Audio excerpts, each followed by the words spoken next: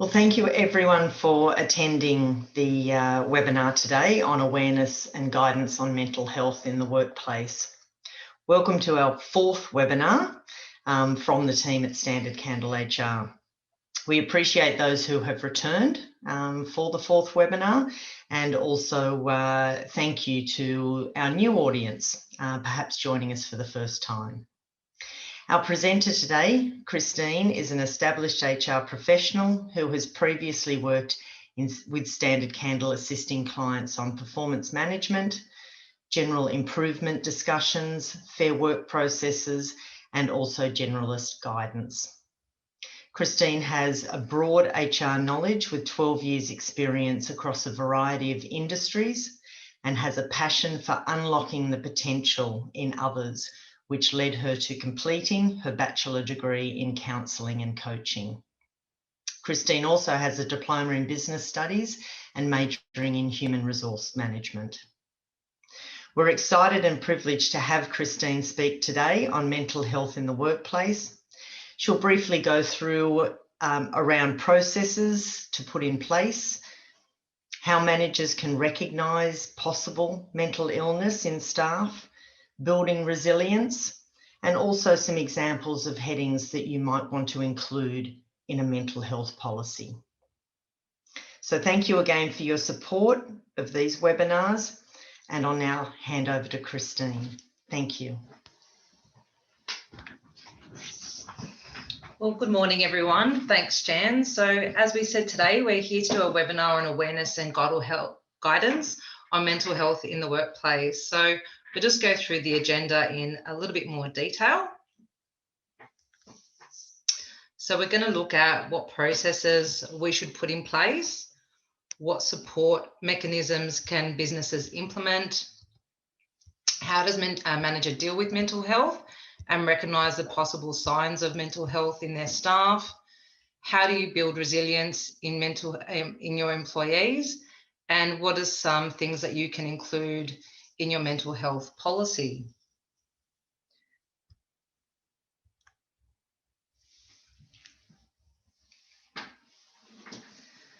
So looking at mental health versus mental illness. So we know that mental health is a state of well-being, and it's the ability for someone to engage more positively and actively within the community. They can deal with normal stresses of life, whereas when we're looking at mental illness, it's a diagnosable illness, and I think the key word here is diagnosable.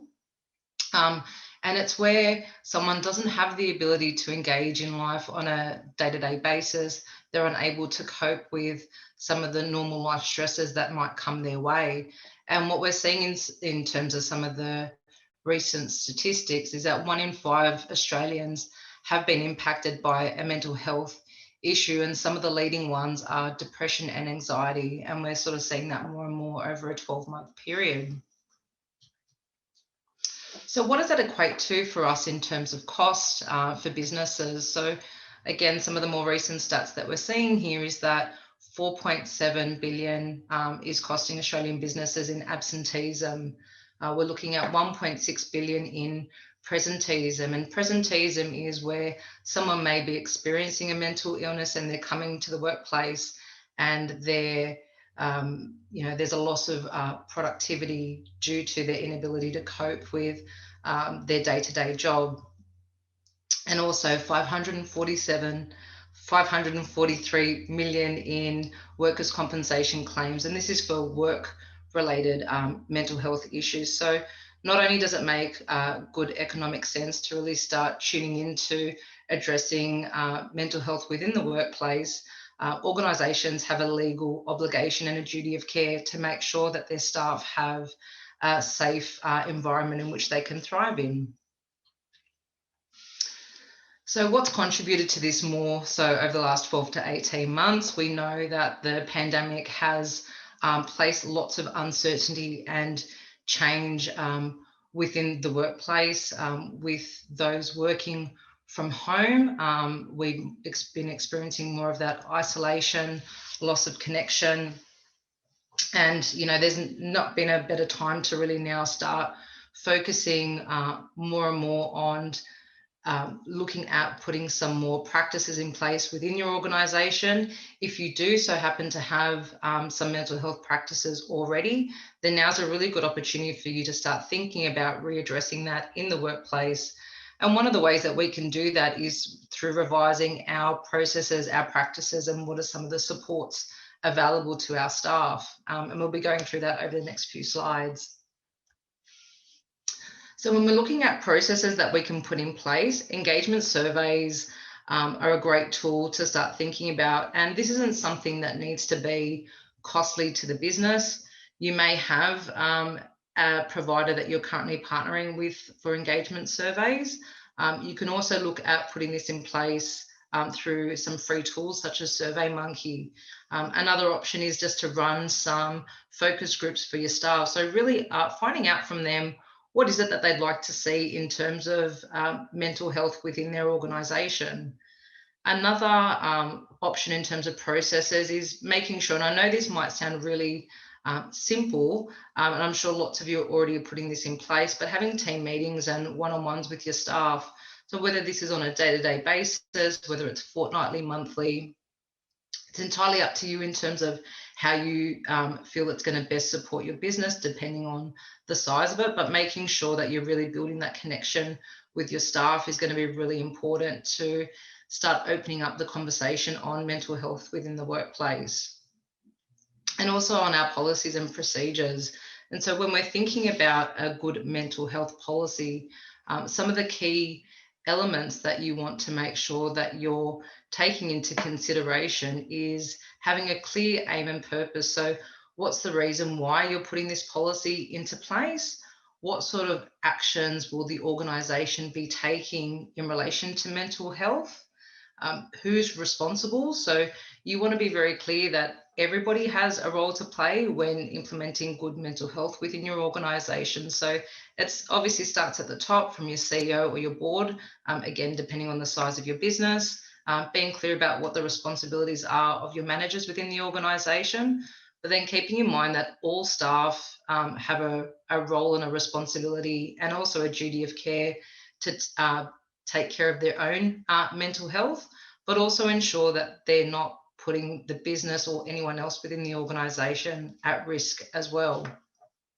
Another element that we want to take into consideration is how does your mental health policy work hand in hand with some other policies that you may have within your organisation. So some examples of that is, if you have a work health and safety policy in place, making sure that they work hand in hand, that they're complementing each other, not working against each other. Also your bullying and harassment policy. So, bullying and harassment falls within the realm of having good mental health within your organisation. So making sure that they work well together, as well as your grievance handling policy.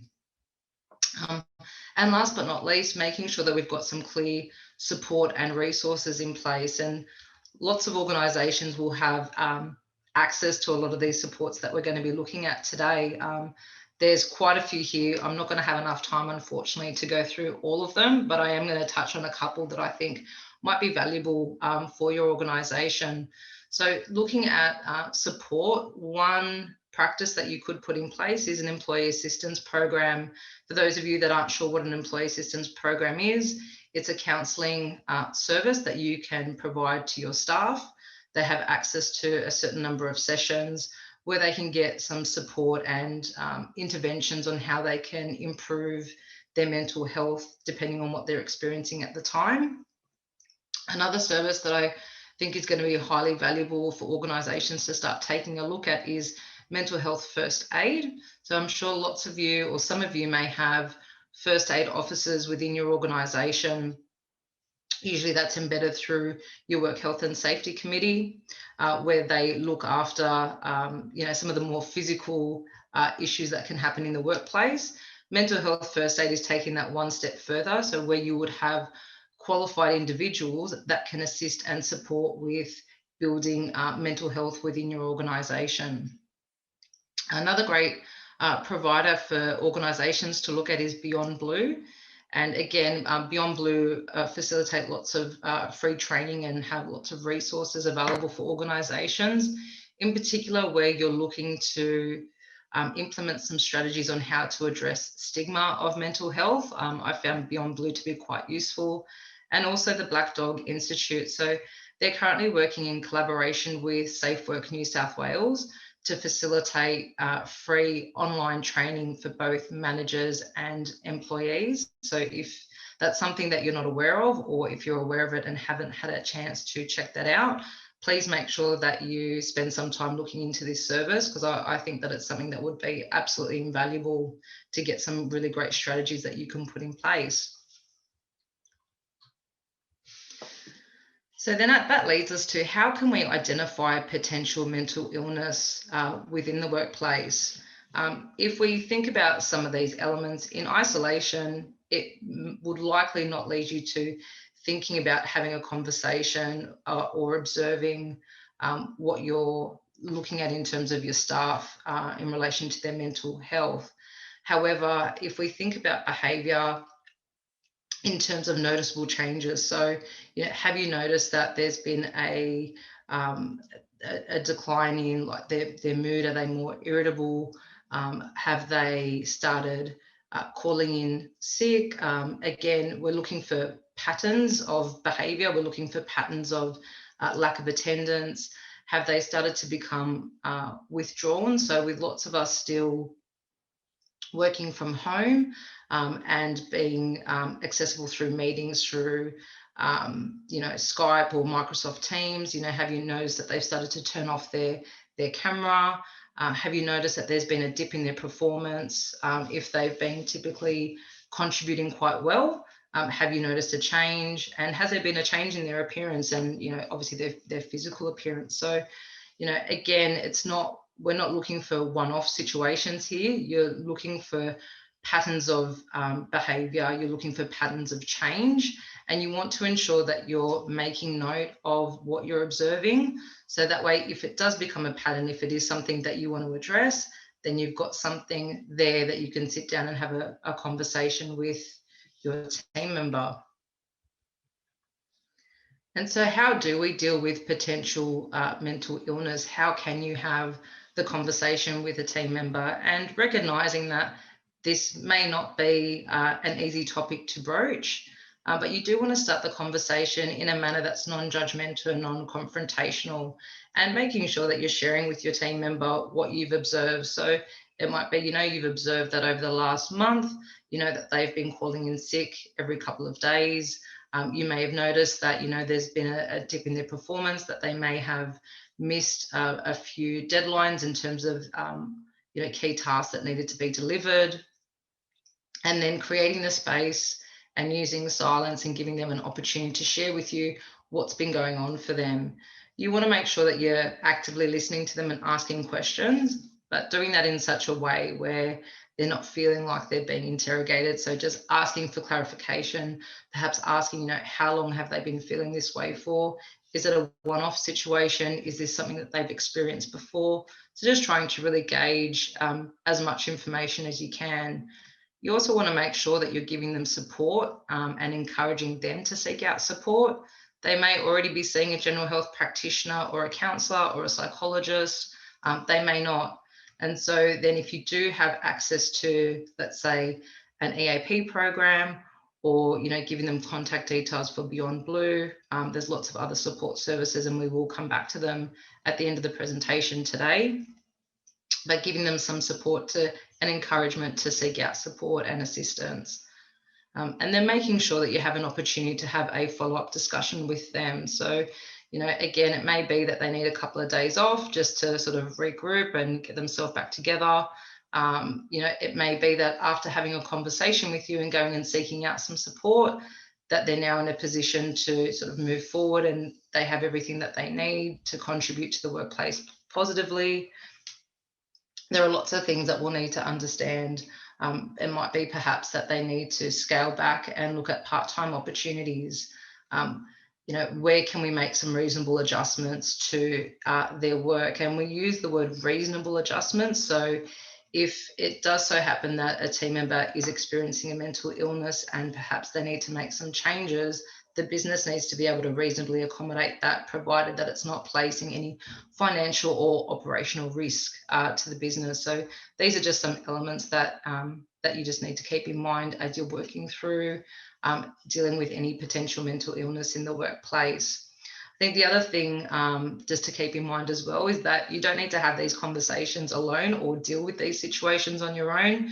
Please make sure that you're reaching out to your HR team or a HR consultant or your senior manager. But do keep in mind that these matters are sensitive and they are confidential. So do be mindful about who you're involving in these discussions or these situations. You know, please ensure that it's not their peers, because again, we don't want the team member to feel like that their confidentiality is being breached in any way, shape or form. We are making sure though that we are building resilience within our staff. So, you know, the goal that you're working towards with all your team members is making sure that we can foster good mental health within your organisation. And so what are some ways that we can really build some of that resilience within our organisations? And for some of you, this may not be new. And again, you might be implementing lots of these strategies. However, we think it's valuable to go through this and just give you some more tips in how you can build resilience within your organisation. So one of the first topics that we're looking at is autonomy and flexibility. And we know that, you know, we can contribute more when we feel like we can design how and where we want to do our work and really playing to our strengths. We also want to make sure that we're creating a safe work environment for our staff. So really being able to make people feel comfortable about discussing mental health in the workplace. We want to make sure that we're creating some purpose and connection for our staff. So in times of changes and challenges, bringing your staff back to the values of the organisation, bringing your staff back to the important role in which they can play and reminding them of that can also help build resilience within your organisation, and making sure that we're really leveraging what their strengths and their talents are, and making sure that they've got access to some services and some support. And we're just going to take a little bit more of another look about what some of these services and support are within the realm of mental health. As we mentioned before, we've got mental health first aid, Beyond Blue, the Black Dog Institute. So just to reinforce that they are running free mental health training for managers and for all staff at the moment. So again, if that's not something that you're aware of, highly encourage you to tap into that. These are great free services that are available. So we just want to thank everyone for their time and attention for today. That 20 minutes certainly went very, very quickly, and we just wanted the opportunity to now hand over to the group to see if there are any questions and or comments to share with us today.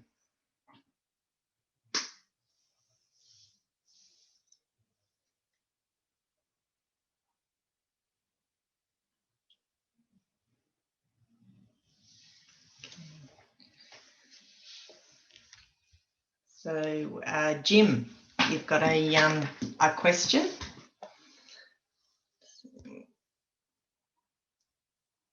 Questions.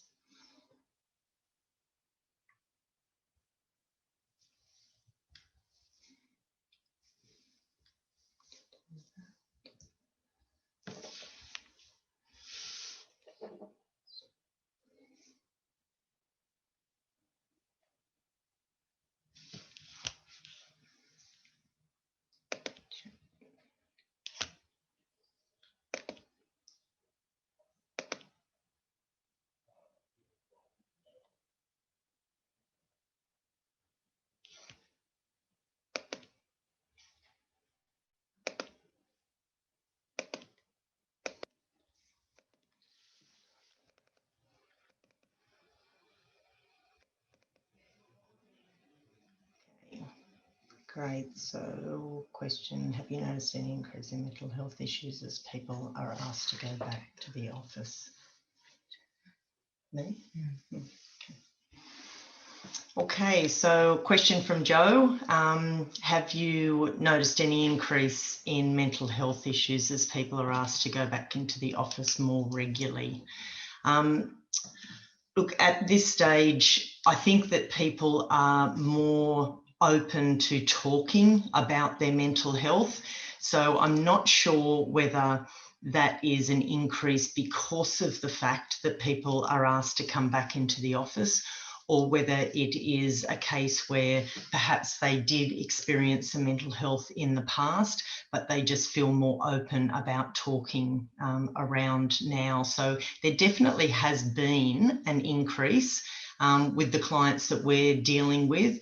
And I wouldn't say that there's been a significant increase, but certainly those discussions have commenced, and have commenced more openly.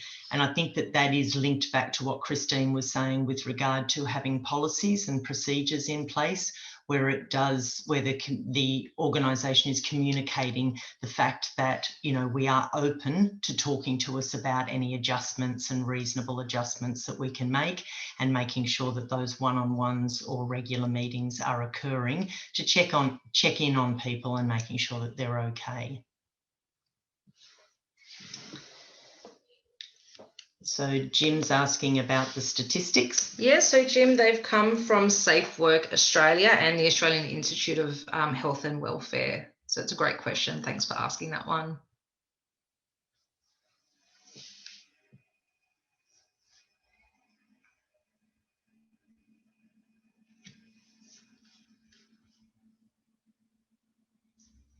I can see some more questions.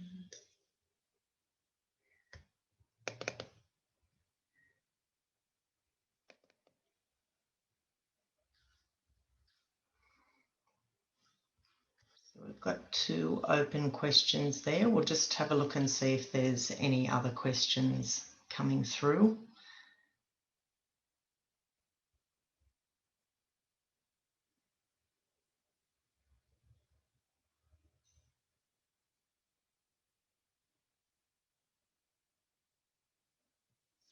Okay.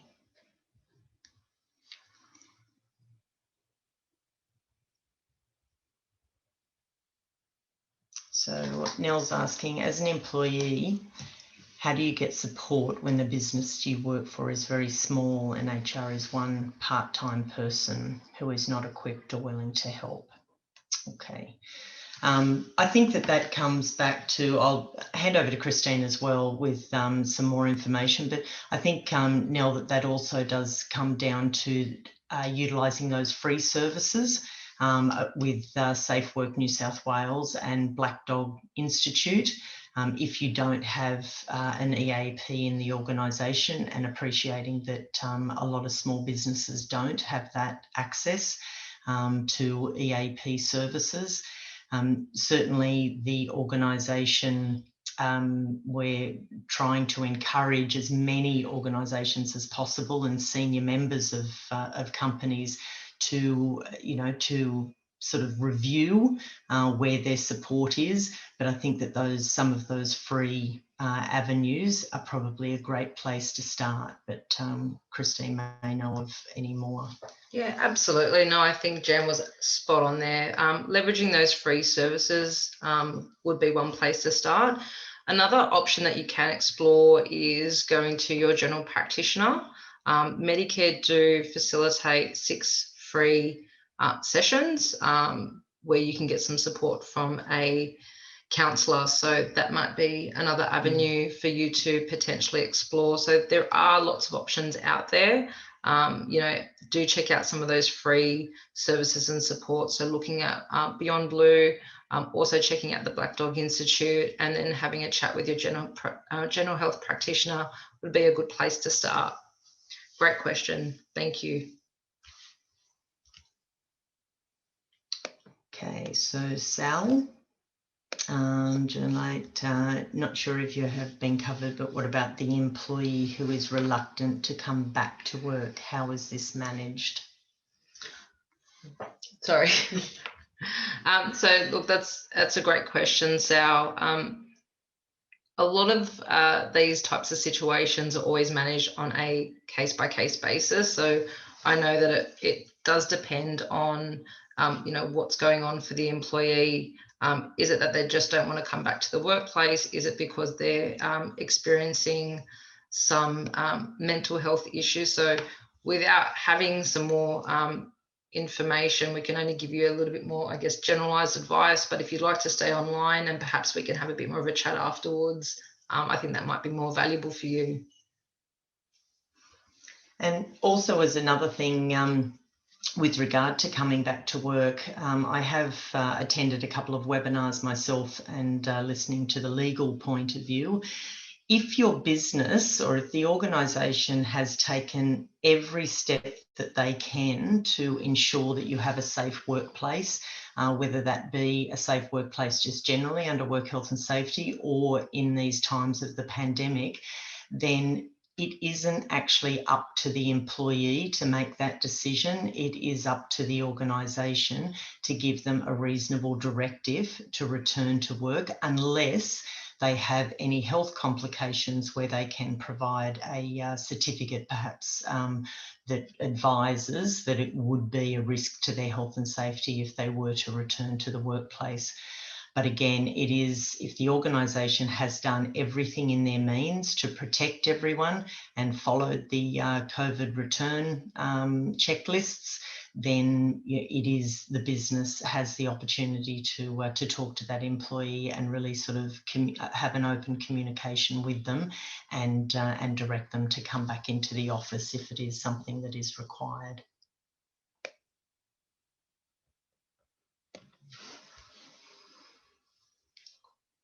Great, Nell, thanks for your comment. Well done, great.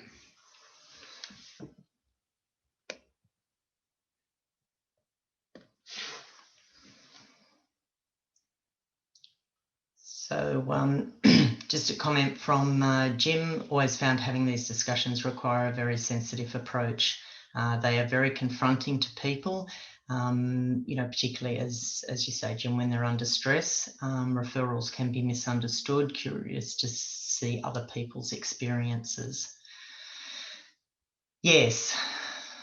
I'm sure you've had a few sensitive conversations, Christine. Yeah, absolutely. And I think what it comes down to is being very clear about what your intention is. And so if you let your team member know that up front, that your intention is to give them the support, your intention is to, make sure that they're experiencing good mental health within the workplace, that's always a good place to start. But you are right, they are very sensitive conversations. They can go in lots of different directions. And, when Jan and I were pulling this webinar together, we're just trying to be very mindful that it is such a broad topic. There's so much for us to take into consideration. So, but always approaching it with the best intention is always a good place to start. Okay, so so just another comment from Sal. It's something I see my corporate clients and line managers are not sure how to deal with, whereas HR are trying to deal with it. Appreciate your positive comments there, Sal. Thank you very much. And yes, we are trying to talk to as many people as possible and utilising the experience that Christine has within her counselling area. And just another comment there from Sal. So reasonable is key. So yes, you're right. So reasonable. I'm assuming, Sal, that's about reasonable adjustments. So yeah, again, just to reinforce that, that's making sure that it's not placing any financial or operational risk on the business through making some of those changes. Thanks, Sal. Yeah, so just emphasising that it's, the financial burden or operational burdens that Christine is talking about with regard to reasonable.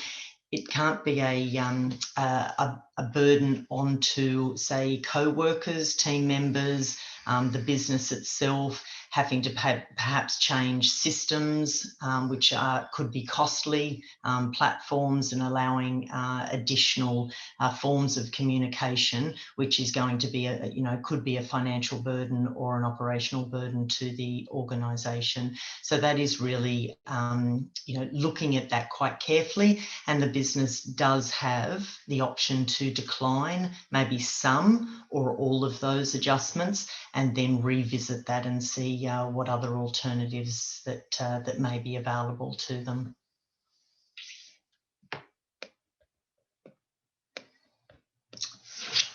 Okay, well, it's right on 10:30, so I think if there's no other questions or thoughts at this point in time, I'd just like to thank everyone for their attendance. Obviously, thank Christine for her expertise and being able to share this information with us. If you would like, we are offering a free 10-minute conversation with Christine. So if you would like to arrange that conversation with her, then please email me on jan@standardcandlehr.com.au, which is the email address on the last slide there. I'd be more than happy to organise time with Christine for you to run through a couple of things.